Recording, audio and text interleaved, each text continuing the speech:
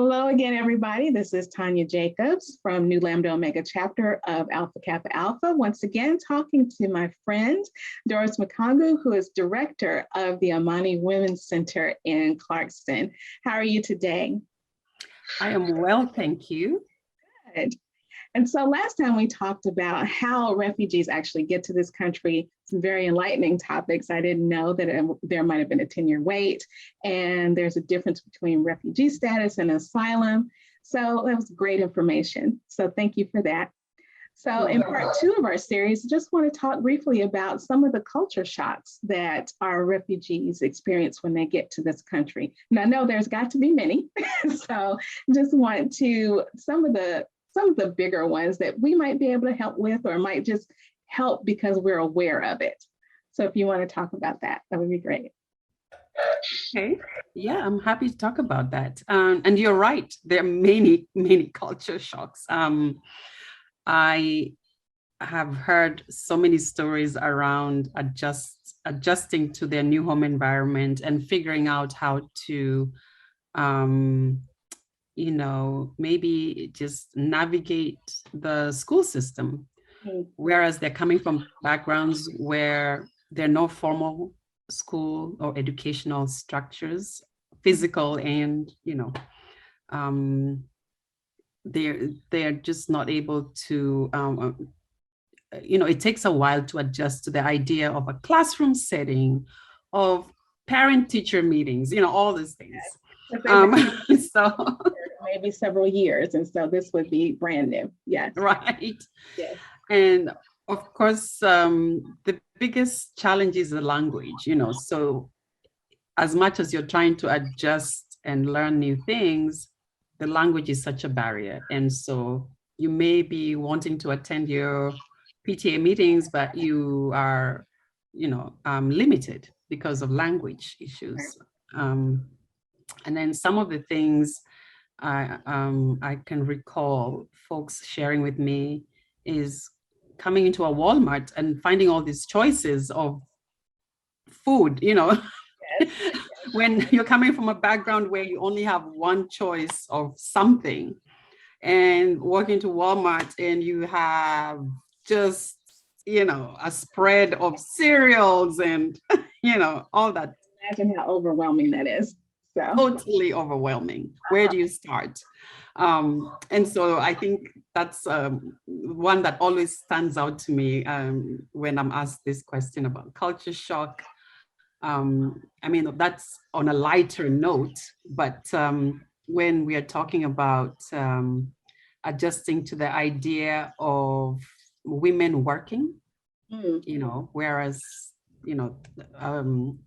most are typically coming from backgrounds where the men work, take care of their homes and their children, and the women, take care of their wives, and the women take care of the children at home. Right. And so having to adjust to, now you both have to go to work, and that. That receipt typically is it a large adjustment, or is it, I can imagine that it's a large adjustment, but yes. Is it empowering mostly after a certain amount of adjustment time, that when they have the choice to go to work? Yes, it is. It's a process. I think what happens is it quickly dawns onto them that a single income family situation is very difficult in the United States. Yes. And so agreed.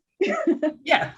And when a typical family has 5 children, and so an average of 5 children, and so you realize that you both need to pull your weight as partners and work together to support the family. So circumstances force that situation to happen, as there may be resistance, but it's a very difficult adjustment for most of the cultures.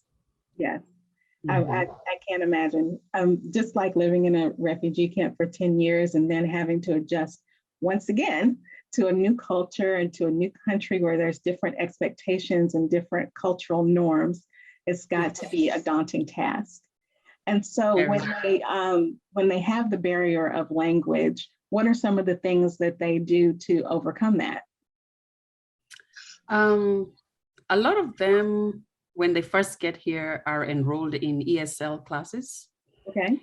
And but when they start working, they're not able to continue with that. Okay. And so some of them, for some of the families that the wives are able to stay home and take care of the kids while the husband goes to work, a few of those women continue with the ESL classes. Right. And others end up enrolling for GED, and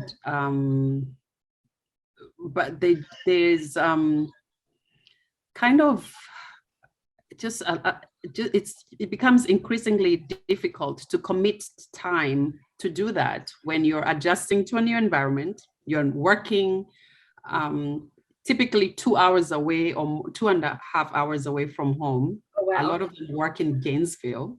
Oh, wow. Yeah. Gainesville. Yes, and that's it. It's mostly in the poultry packing industry. And so just that time it takes to go to work and come back, I mean, you hardly have time to think about ESL classes and continuing with that. And so you'll find ladies who've been resettled in the United States over 10 years and still cannot speak English. Okay. Because they have spent their time working and earning a living and trying to support a household. So that is a challenge and continues to be. Yes. Yeah.